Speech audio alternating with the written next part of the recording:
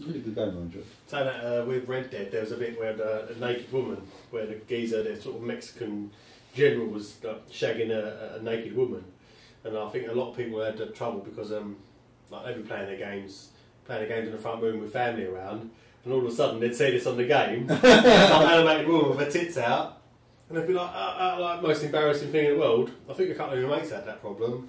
Obviously, I didn't play games in my room. I didn't, it didn't bother me, but I could just imagine. It's like watching the film where there's a sex scene in it, and you're sitting there with your grandma or something. Even now, I feel uncomfortable seeing things like that, and in my 30s. I go out, a cup of tea, anyone? Yeah. God, yeah. Yeah, I mean, I've not really played games in like a living room environment. I always have played games in a bedroom. So, yeah, me too, yeah. What about you? You have your console set up in your living room now, don't you? Yeah. Yeah. How do you find that when you're playing around other people? I find that when I'm in my bedroom, I'm kind of like in the moment in the game. When I have people around, it takes me out of focus. I don't focus so much on the storyline and all that. I'm perfectly fine playing in the living room. Yeah. It doesn't bother me one bit. Really? I totally immerse myself. I haven't played in my bedroom since I was early 20s. Mm.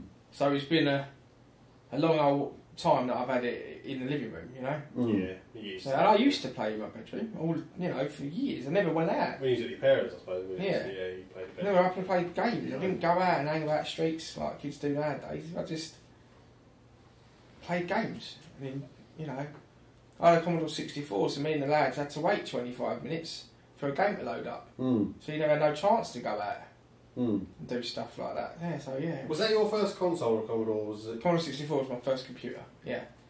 Got that in 1986, first 6th birthday. I remember.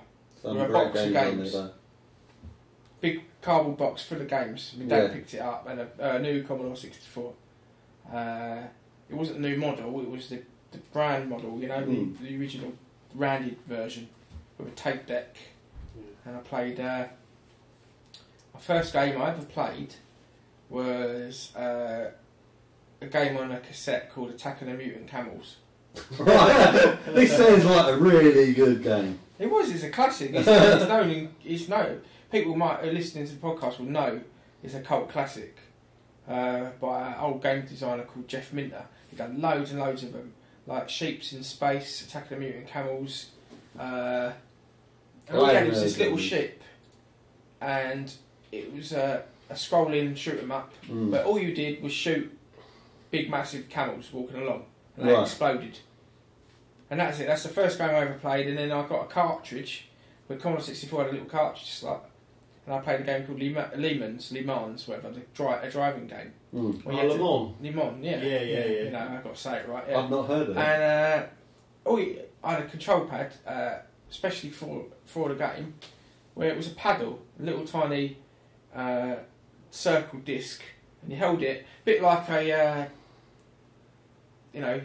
CB radio receiver kind of thing. Talk for it like a mic, but you held it down, that's accelerate, and you just turn the knob to move the car. And it was top down view, and the idea is just go as long as you can, get past as many cars as you can, and every time you hit a car you'll go to the pit, and it will slow, and then all the cars will go past you, and you have to start again. You have to try and get past all the cars. And Commodore 64 did have some good... the Commodore 64 had loads of games, like Rampage. Anyone remember Rampage, Gorilla, Dinosaur, and a... can't remember the last creature, but you climbed up the buildings and you smashed all the buildings, remember? And you... what Wreck-It Ralph... Wreck-It Ralph. Yeah. Basically what Wreck-It Ralph is, yeah. But there was an actual real game called right. Rampage. It was called Rampage. Yeah, and it was monsters. It was later released. I think it was on the was it on the Xbox Arcade? I swear. It's been on Xbox Arcade. Yeah, I swear they released that on that. So really cult classic, that one. And Spy Hunt, I think it was called Spy Hunter. You played as a car on a Commodore 64, and I think you come out of the back of a lorry, and then you go down the street and try and avoid the cars. That was pretty much There was the game. hundreds of games I loved. And that even Paperboy. That was another classic. cult classic. That was great. The thing is with those games is that they were cheap. Like you could go to a game store, it'd be £2-3 for a game. Yeah. That was when I used to pick mine up from W.H. Smith's. Yeah. It's brilliant. Or I'd go buy Zap 64 was a magazine I used to read as a kid, and I used to get do you remember the Double Z Zap 64, and I used to pick up that, and it used to have 4 games on the cassette that you got with it. Yeah. So I used to just get them. Mm. There's always games on there. Every month there was because by this point it was the late 80s, maybe early 90s, should I say, and then they were phasing out, and then these bigger consoles were coming out, like the NES and the Sega Master System. Which all I didn't own. My brother owned the original Sega Master System. I owned number 2, which had Alex the Kid built into it. Miracle World. Yeah, love that game as well. But he also had Shinobi and stuff like that on that the Master System. Yeah. And Ghouls and Ghosts. Yeah. So where did you go from Commodore then? C64 to Amiga 500. Oh right, yeah. Yeah, and then I can't remember because it's so long ago that burnt out. But I remember having an Amiga 1200 as well. So that either burnt out and I got a 1200, or I might have just upgraded. I can't remember. But something happened to it, and that had a better memory or whatever. And I played that. And there was hundreds of games in there, but the games you used to have a box of games, like a big game. I can't even remember half the games I played. Cannon Fodder was a good game we used to play on Amiga. I only remember playing that on the discs Super Nintendo. Would be 16 discs, floppy discs, in the box, and you'd have to load every single disc in before you could play the game. That's the hell. Yeah, that annoyed me. The fact that you get loads and loads of floppy But that disks was you what had it to was. get installed in. And But that was what it was, wasn't it? That's how it was, yeah. That's how it was, and that's how You just accepted it. yeah, accepted it. Yeah, you wouldn't ever stand for it now. I think Theme Park come on 6 floppy disks. Yeah. Oh, there was I think games like Myst, I think, were out back then. They're the ones that went on loads of discs. I'm sure Myst was on the Amiga, which is everyone's heard of Myst, haven't they? No, But did you have to? I can't remember back then. Did you have to put these discs in every time you wanted to play the game, or was it to install the game? No, every time you wanted to play it.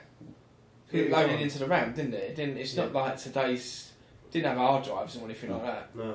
You saved onto floppies, 1.5 megabyte floppy disks. That's pretty much what it was. Yeah. To save files. It didn't word processor or anything. There was no internet back then. So what was your first console then? NES. Oh yeah, brilliant. So did you go down? Are you a Nintendo or a Sega? Nintendo. Sega's, in my opinion, shocking. Yeah. Never liked Sega. I don't like their System. intro where it went Sega. That was You don't terrible. like their intro, Westy. Before this podcast started, Wesley said to us, our intro should be something like Sega, but not like Sega. And now, Westy, you've just said to us... Yeah, but it's really tacky. That'd be funny. Right. That's the whole idea. But I didn't really like the intro to... Self-Confessed Geeks podcast. No, it doesn't sound like it. Just like Sega. It doesn't sound like it. So Nintendo. Yeah, NES, and I only just recently, I remember telling you that I've just found that in the attic box. That must go for a bomb there, because I've seen it, and yours is pretty much mint condition. Yeah, condition, yeah. The boxes doesn't seem NES, to be... It came with Super Mario 3, and I've got mint condition first edition of Metal Gear, the original. Bit of a battered box, this one. I've got WrestleMania Challenge. Oh, I love that game. Battletoads, which was a bloody difficult game. Do you know who would love Elliot? He keeps on going on about bloody Battletoads. You should play it. It's the hardest game. I've got it. Yeah, it is hard. I mean, next time I'll bring it over. I can't. It's like the aerial doesn't work in these new HD TVs. They flick. Right. Yeah, I need a yellow red to yellow red.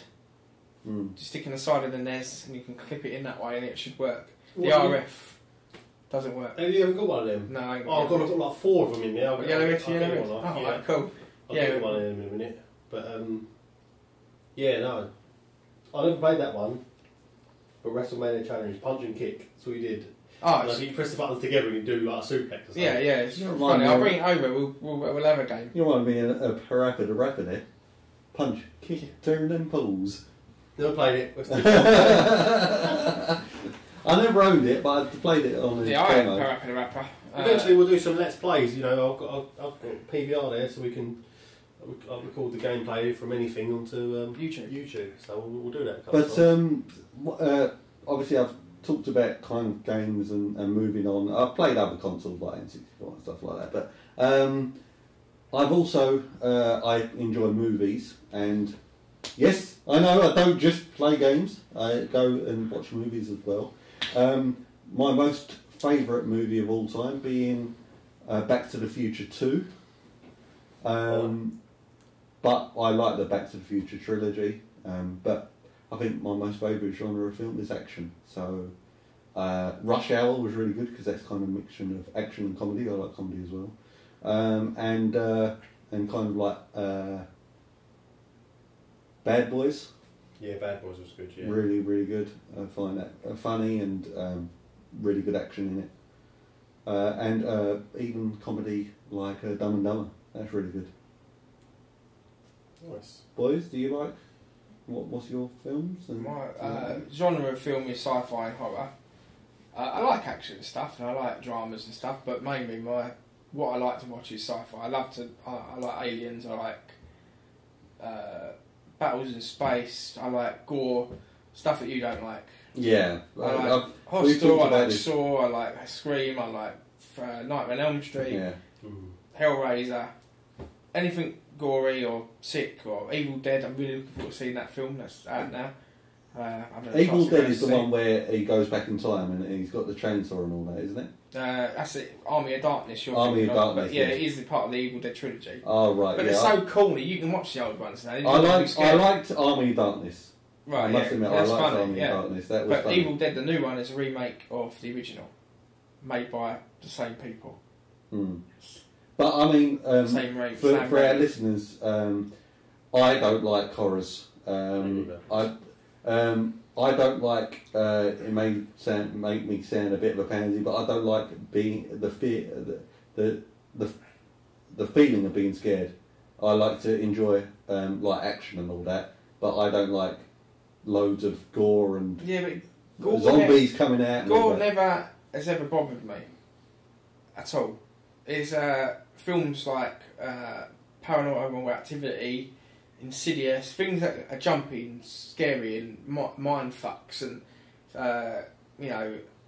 ones that dig in the brain. They're the ones that are scary even for me. You know, and I rarely watch them types, but someone butchering someone I ain't got a problem with. Do you know what I mean? I don't think you like horrors either, do you? No, I've got pansy as well. You know, I'm not afraid to admit I don't like gore. No. I don't like scary. I don't like anything jumpy. Can't watch films. Can't play games. None of that. Although Not interested. One in any of that. Scares me too much. Yeah, I mean, Army of Darkness is good. It's got a bit of scare in it, but not too much. It's more of a piss-take comedy film. It's funny, it's not. Yeah, I enjoyed that. What's it like? Carry On Scary, I think it's called. Carry On Screaming. Screaming. That's all right. Yeah, but that's not horror. No, It's a comedy. it's a comedy, but What? it's still got. Is it one of the Carry On films? Yeah, Carry On Screaming. That's a horror. It's supposed to be like a piss take of a. Yeah, of a horror it's about film. as scary as my farts. Those can be bloody frightful sometimes. Yeah. I've heard them. Yeah, I mean, BioShock. That's supposed to be a horror game, But it's not. but it's an action game more than anything else. So now if someone who It's didn't more. want to play it and now has played it, Yeah, Steve would completely. be alright with it, wouldn't he? I think so. I looked at a YouTube video the other day. No, it's too Well, scary. BioShock Infinity, definitely you'd be fine with because it's daylight the whole way through the game. Even Fallout done me. Because Fallout is my limit. Fallout 3 is my limit of scary jumpy. Oh, because some stuff happens in that, doesn't it? Yeah. You look behind you, scares suddenly- the shit out of you. Yeah. You're walking along the shore and suddenly one of them flipping mackerel crabs come out of the water, don't they? Start going snip, snip, snip. Or them big mutant things. I forget what they're called.